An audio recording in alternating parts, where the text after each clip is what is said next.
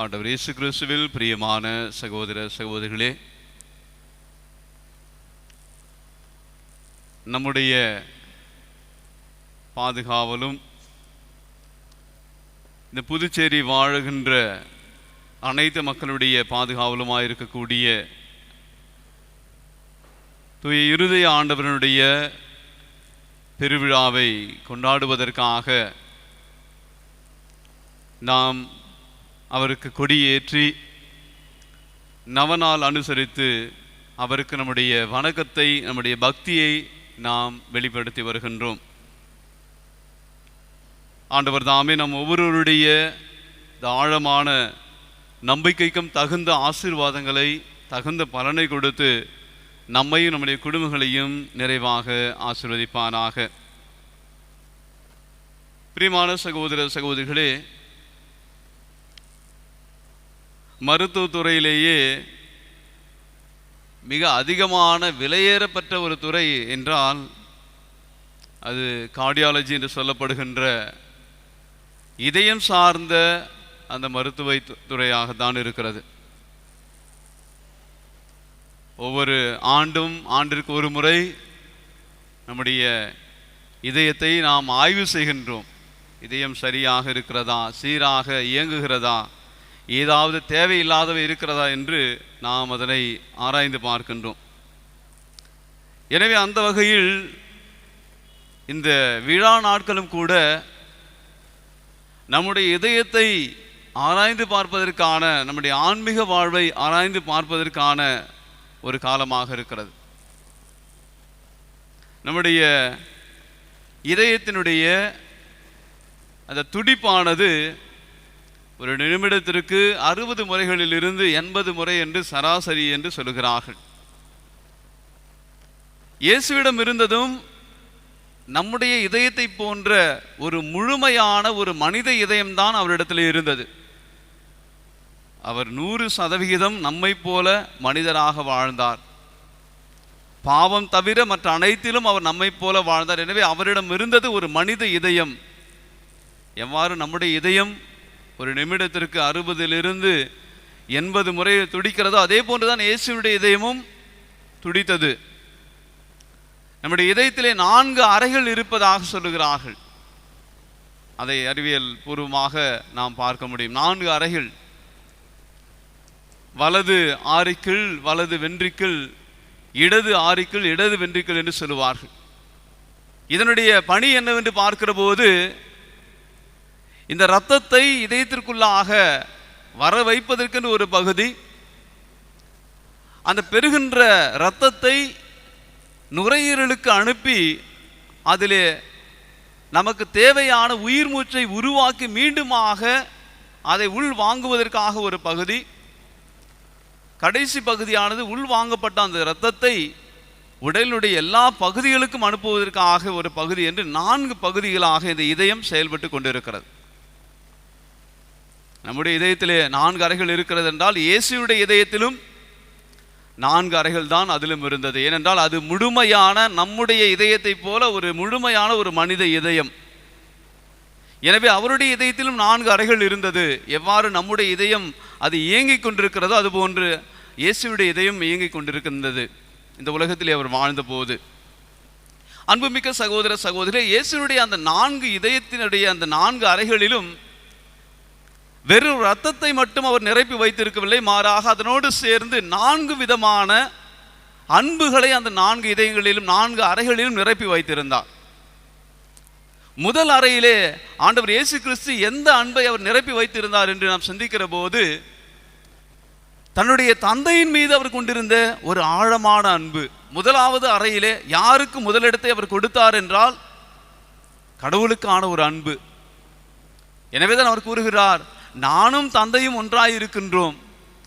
தந்தையினுடைய விருப்பத்தை நிறைவேற்றுவதே என்னுடைய உணவு, அவருடைய பணியை செய்வதே என்னுடைய உணவு என்று கூறுகிறார். என்னை காண்கிறவன் தந்தையை காண்கிறான் என்று கூறுகிறார்.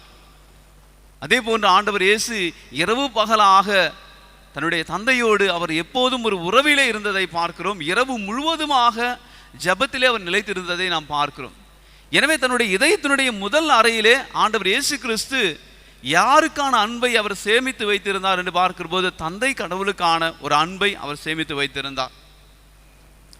இரண்டாவது நிலையிலே அவர் அந்த இரண்டாவது அறையிலே யாருக்கான அன்பை அவர் சேமித்து வைத்திருந்தார் என்று பார்க்கிற போது கடவுளுடைய சாயலாக படைக்கப்பட்ட மனிதன் மீது கொண்டிருந்த அந்த அன்பு, குறிப்பாக ஏழைகள் மீது அவர் கொண்டிருந்த அந்த அன்பை தன்னுடைய இதயத்தினுடைய இரண்டாவது அறையிலே அவர் சேமித்து வைத்திருந்தார். ஏனென்று பார்க்கிற போது இயேசுவினுடைய பணிவாழ்வு முழுவதுமாக அவர் யாரோடு நட்பு பாராட்டினார், யாரோடு உறவாடினார், யாரோடு அவர் அந்த பயணத்தை மேற்கொண்டார் என்று பார்க்கிற போது ஏழைகள் மீது தான் அவர் தன்னுடைய அன்பை கொண்டிருந்தார். எனவே இன்றைய நற்செய்தியினுடைய இந்த முதல் வார்த்தையாக நாம் வாசிக்க கேட்டோம். மத்தேயு நற்செய்தி அதிகாரம் 5 இந்த மலைப்பொழிவிலே ஏழையரின் உள்ளத்தோர் பேறு பெற்றோர் என்று கூறுகிறார். லூக்கா நற்செய்தி அதிகாரம் 4 தன்னுடைய அந்த பணிவாழ்வை தொடங்குகிற போது ஆண்டவருடைய ஆவி என்மேல் உள்ளது, ஏனெனில் ஏழைகளுக்கு நற்செய்தி அறிவிக்கவும் சிறைப்பட்டோருக்கு விடுதலையை அறிவிக்கவும் ஆண்டவருடைய அருள் தரும் ஆண்டினை முழக்கமிட்டு அதை அறிவிக்கவும் ஆண்டவர் என்னை தேர்ந்தெடுத்தார் என்று தன்னுடைய பணிவாழ்விற்கான அந்த வரைபடத்தை, யாருக்காக பணியாற்றப் போகிறோம் என்கிற அந்த ஒரு மனநிலையை ஆண்டவர் இயேசு மிக தெளிவாக அவர் தெளிவுபடுத்துவதை நாம் பார்க்கிறோம். எனவே ஏழைகள் மீது ஆண்டவர் இயேசு கிறிஸ்து மிக ஒரு ஆழமான ஒரு அன்பை வைத்திருந்தார். ஏழைகளுக்கு செய்ததையெல்லாம் எனக்கே செய்தீர்கள் என்று அவர் கூறுகின்றார்.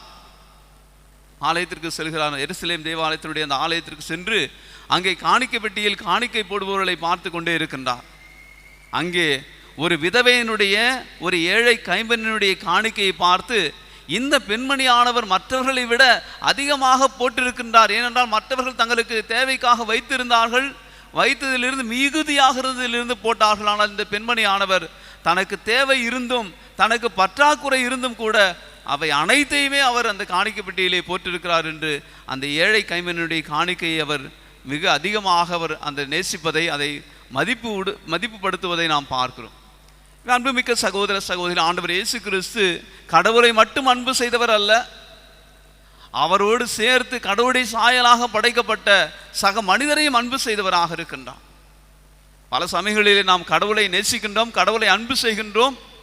ஆனால் கடவுளுடைய சாயலாக படைக்கப்பட்டிருக்கின்ற மனிதனை அன்பு செய்வது என்பது நமக்கு மிக கடினமான ஒன்றாக இருக்கிறது. நாம் அந்த அன்பை நாம் குறைவாகவே செய்கிறோம், நாம் செய்ய தவறுகிறோம்.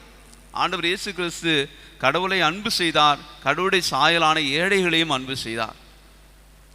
மூன்றாவது அறையிலே, இயேசுவினுடைய அந்த இதயத்தின் மூன்றாவது அறையிலே யாருக்கான அன்பை அவர் வைத்திருந்தார் என்று பார்க்கிற போது தன்னுடைய பெற்றோருக்கான ஒரு அன்பை வைத்திருந்தார். அவர் தன்னுடைய 30 வயது வரையிலே தன்னுடைய ஒரு பெற்றோருக்கு ஒரு சிறந்த ஒரு பிள்ளையாக அறிவிலும் ஞானத்திலும் வளர்ந்து ஒரு குடும்பத்தினுடைய ஒரு பிள்ளையாக வாழ்ந்து அவர்களோடு தான் அவர் வாழ்ந்து கொண்டிருக்கிறார். நாசரேத்தில் தான் அவர் வாழ்ந்தார் 30 ஆண்டுகள் வரையிலே. அந்த 30 ஆண்டுகளும் அவர் என்ன செய்து கொண்டிருந்தார் என்றால் தன்னுடைய தந்தைக்கு உதவியாக, தன்னுடைய தந்தையினுடைய இறப்பிற்கு அடுத்து தன்னுடைய தாய்க்கு உதவியாக அவர் இருக்கின்றார். எனவே ஒரு சிறந்த ஒரு பிள்ளையாக, பெற்றோரை மதிக்கின்ற ஒரு பிள்ளையாக, பெற்றோரை நேசிக்கின்ற ஒரு பிள்ளையாக இருக்கின்றார். தன்னுடைய முதல் புதுமையை எவ்வாறு அவர் ஆரம்பிக்கிறார் என்று பார்க்கிற போது தன்னுடைய தாயினுடைய வேண்டுதலுக்கு, தாயின் சொல்லை தட்டாத ஒரு பிள்ளையாக அவருடைய வேண்டுதலுக்கு செவிமடுத்து அந்த கானாவூரினுடைய அற்புதத்தை அவர் செய்கின்றார். சிலுவையிலே உயிர் ஊசலாடி கொண்டிருக்கிற அந்த சமயத்தில், உயிர் பிரிய போகின்ற அந்த வலியின் வேதனையிலும் கூட, மரண வேலையிலும் கூட சிலுவையின் அடியில் நிற்கக்கூடிய தன்னுடைய தாயை பார்க்கிறார். அவருடைய நிலை என்ன? இது நாள் வரை நான் அவருக்காக இருந்தேன், அவருக்கென்று ஒரு உறவு இருந்தது, எனக்கு பிறகு அவருக்கு யார் இருக்கிறார்கள், அவருடைய நிலை என்ன என்பதை மரண தருவாயில் கூட நினைக்கின்ற ஒரு பிள்ளையாக அவர் இருக்கின்றார். தன்னுடைய தாயை ஒருபோதும் அவர் நிராகரிக்கவில்லை. தன்னுடைய பணியின் போது தன்னுடைய குடும்பத்தை மற்றவர்களோடு சேர்த்து, இது ஒரு சீடர்களாக இயேசுனுடைய பணியை செய்கிறவர்கள், தந்தையினுடைய விருப்பத்தை நிறைவேற்றியவர்கள் என்னுடைய குடும்பமாக இருக்கிறார்கள், என்னுடைய உடன் பிறந்தவர்களாக இருக்கிறார்கள், தாயாக சகோதர சகோதரிகளாக இருக்கிறார்கள் என்று அவர் தன்னுடைய போதனையின் போது கூறினாலும் கூட தன்னுடைய தாயை நிராகரிக்கவில்லை. மாறாக ஒரு பிள்ளையாக தன்னுடைய தாய்க்கான கடமைகளை அவர் செய்தவராக இருக்கின்றார். பிரியமானவர்களே, இன்று நம்மை பெற்றெடுத்த, நம்மை வளர்த்த, நமக்கு நம் வாழ்வுக்கு அடித்தளமிட்ட நம்முடைய பெற்றோருடைய நிலை என்னவாக இருக்கிறது? அவர்களுக்கான அன்பு நம்முடைய இதயத்திலே இருக்கிறதா? நம்முடைய இதயத்தினுடைய அந்த மூன்றாவது அறை நிரப்பப்பட்டிருக்கிறதா அல்லது அது காலியாக இருக்கிறதா என்பதை நாம் சிந்தித்து பார்க்க வேண்டும். நான்காவது நிலையிலே ஆண்டவர் இயேசுவினுடைய அந்த இதயத்தினுடைய நான்காவது அறையிலே எந்த அன்பை சேமித்து வைத்திருந்தார் என்று பார்க்கிற போது, இயற்கைக்கான ஒரு அன்பை அவர் தன்னுடைய இதயத்திலே வைத்திருந்தார். இயற்கையை பார்த்து சிலாகித்து பார்க்கிறார், அதை மகமகிழ்ந்து பூரிக்கின்றார். வானத்து பறவைகளை பாருங்கள், வயல்வெளி மலர்களை பாருங்கள் என்று இயற்கையோடு ஆண்டவர் கொண்டிருந்த அந்த உறவு ஒரு நெருக்கமான ஒரு உறவாக இருக்கிறது.